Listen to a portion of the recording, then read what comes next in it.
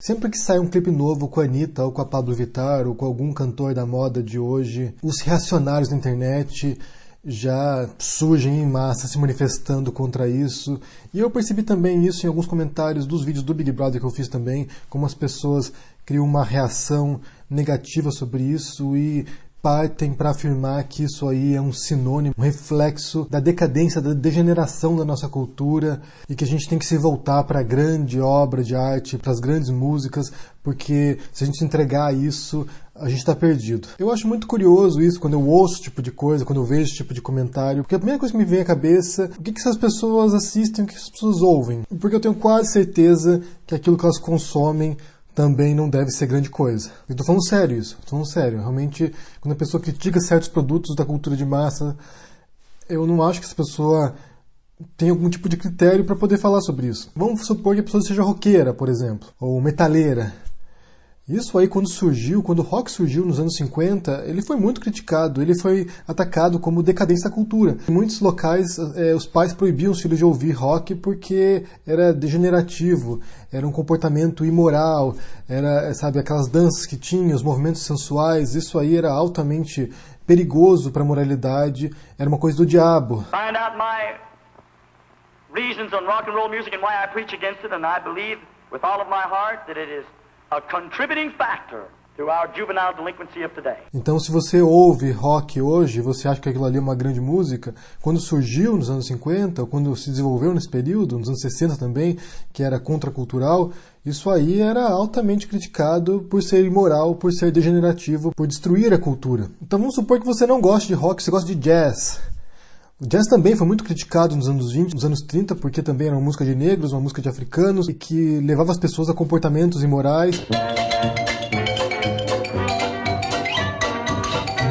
O Theodor Adorno, filósofo da Escola de Frankfurt, criticou muito o jazz. Para ele, o jazz era um produto da indústria cultural, era um símbolo da padronização da cultura, então não tinha nada inovador, não tinha nada artístico naquilo ali. Era uma música que não levava a lugar nenhum e que, de certo modo, também era uma degeneração da cultura. Então vamos supor que você gosta de música clássica. Se a gente for pensar, por exemplo, no caso do Stravinsky, né, o compositor russo, quando ele estreou a peça dele, A Sagração da Primavera, em 1913, em Paris, isso causou um rebuliço lá, foi, sabe, um estrondo.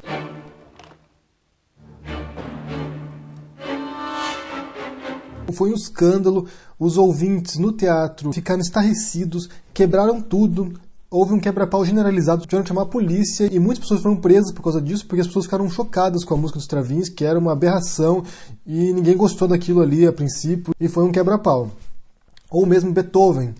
Beethoven foi um compositor que na época dele foi muito chocante inicialmente, muitas pessoas não entenderam o que ele fazia, os críticos receberam de maneira mista a obra do Beethoven. Quando ele estreou a segunda sinfonia dele, em 1800, ele foi muito criticado, disseram que aquilo ali, aquela obra dele, era uma caricatura de Haydn levada ao absurdo. O Haydn era um compositor clássico bem informal e foi um dos mentores do Beethoven, ou seja, mesmo esses grandes clássicos hoje que as pessoas respeitam e estão acima do bem e do mal, eles foram muito criticados em sua época, as pessoas não entendiam o que eles faziam. Ainda se a gente for lembrar dos intelectuais, né, como Nietzsche, por exemplo, que já no século XIX criticava a decadência da cultura ocidental e como estava indo barranco abaixo, ele dizia que as pessoas não deviam aprender a ler e escrever porque quanto mais pessoas fossem educadas, fossem instruídas, mais degenerada se tornaria a cultura, mais decadente se tornaria a cultura, porque as pessoas banalizariam as produções intelectuais, culturais. Então ele era muito elitista, ele achava que só um grupo específico deveria produzir e consumir cultura porque era a única maneira de preservá-la. Outro que criticava também, que dizia que o mundo estava barranco abaixo, era Rousseau, no século XVIII. Segundo ele, a vida em sociedade ela era degenerativa, ela extraiu o pior dos seres humanos, então para ele deveria haver um retorno ao mundo mais primitivo, mais natural, porque era só assim que a gente conseguia preservar nossos valores éticos e morais e não corria o risco de se degenerar. A gente pode voltar mais ainda, a gente pode voltar para Marco Aurélio do século II, né, o imperador romano, filósofo. As meditações dele são basicamente isso, como você sobreviver no mundo degenerado, decadente, como você lidar com esses problemas da nossa vida cotidiana, sem se afetar por ela, sem ser corrompido por ela. A gente pode voltar mais ainda, a gente pode voltar para Hesíodo, por exemplo, poeta grego, e segundo ele, a nossa história da humanidade se divide em 5 eras, eras, em 5 idades. A primeira dessas eras é a Idade de Ouro, quando os seres humanos viviam junto com os deuses no Olimpo, então nós éramos perfeitos, sem corrupção, sem mácula. Depois que essa geração morreu, veio uma Era de Prata, que era uma época na qual as pessoas viviam 100 anos, junto com as mães ainda, então depois elas envelheciam rapidamente, que morriam em seguida, e elas foram destruídas por Zeus porque elas não adoravam os deuses. Depois dessa era veio uma Era de Bronze, que era um povo violento, forte,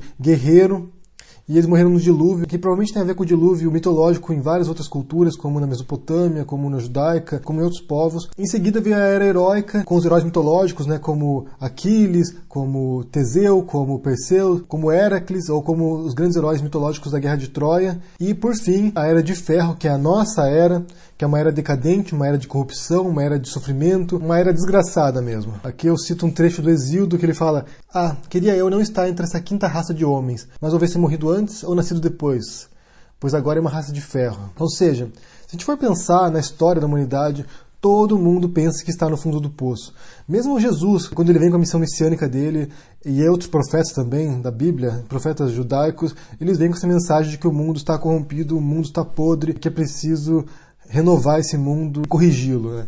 Todos os profetas dizem isso, então essa ideia de que a gente está no pior período da história não é novidade, todo mundo pensa que está no fundo do poço, quando no fundo não existe o fundo e quando não existe nem o poço, na verdade. O que acontece quando a gente pensa retrospectivamente, né, quando a gente lembra do passado, a gente só vê aquilo que sobreviveu do passado, aquilo que tem de melhor na história, as grandes produções artísticas, as grandes produções intelectuais, sabe, os grandes eventos históricos, a gente não vê o que havia de podre, a gente não vê o que havia de baixo e de pior nesse período. Muita dessa produção cultural de hoje não será lembrada no futuro. É bem provável que a Pablo Vittar e outros artistas aí de hoje não serão lembrados, porque é assim que se forma o processo histórico, né? Posteriormente há um consenso do que é a melhor expressão artística daquele período e o resto é esquecido. E pior para mim é ver que esses reacionários, eles pensam estar no topo, estar numa elite cultural, quando na verdade eles não são nem elite intelectual, nem elite cultural, nem elite política, nem elite econômica. Eles são apenas pessoas normais que acham que são melhores do que as outras, porque eles acham que consomem alguma coisa que é muito mais especial do que o que os outros consomem. São um bando de Zé Ninguém que acham que são melhores, que aquilo que eles gostam é melhor do que dos outros. Não que eu esteja aqui defendendo a Pablo Vittar ou defendendo essa produção cultural de massa,